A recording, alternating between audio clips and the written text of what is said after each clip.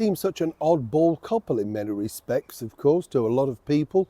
We're talking, of course, about His Majesty the King and the heavily tattooed ex-footballer David Beckham. But what is the real reason behind this recent cozying up? As ever, let me explain. Hi, good to see you. You all right? Yes, well, when you look at friendships of royals, well, sorry, we'll have a wave. I know I can hear you telling me off. Yes, all right.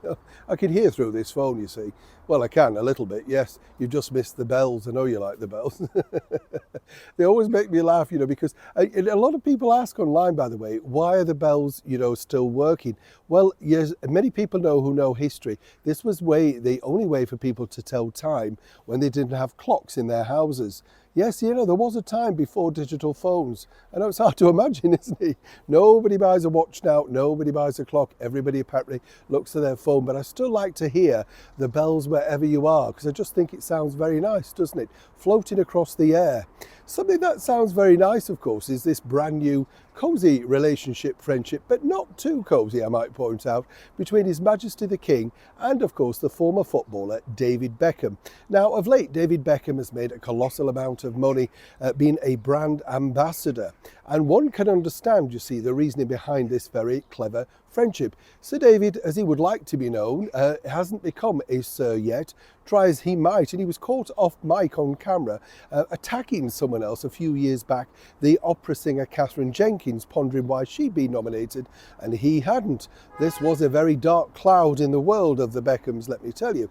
But as we know, they both fell out spectacularly with Harry and Meghan, apparently because they were leaking stories about them to the media. There's no need for the Beckhams to do that. But what's really bonded His Majesty the King and, of course, David Beckham is his love of organic honey. I kid you not, David's become a beekeeper. But here's where it gets even more interesting that you don't know. The turning point really for His Majesty the King was the fact that David had sent some jars of honey to the royal kitchens, and this was met with great delight. Beautiful, tasty, naturally organic.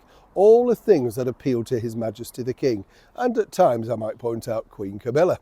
But here's again where the twist becomes even more nice, really, for me, because basically His Majesty the King was very moved by the fact that David Beckham, alongside certain members of his family that were not pictured, queued for hours upon hours to pay his very final respects to His Majesty's mother, our wonderful late Queen Elizabeth II.